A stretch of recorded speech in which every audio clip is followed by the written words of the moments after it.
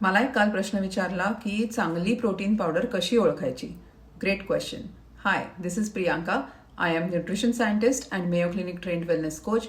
Follow for science backed health and let's break this down today. काही pointers आहेत ते लक्षात घेतले पाहिजेत.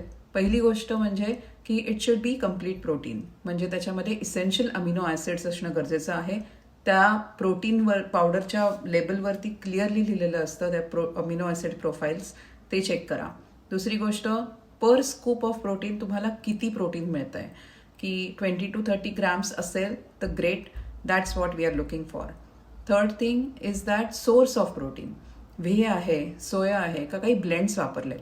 I would suggest to stay away from the blends.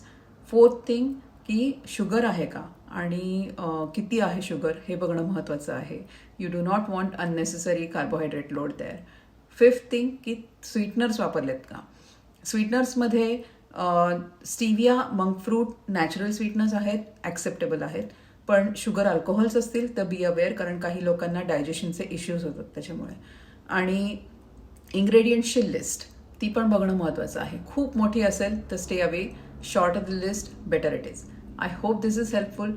Do share it with your friends and comment on the reel if you have any more questions. Thank you.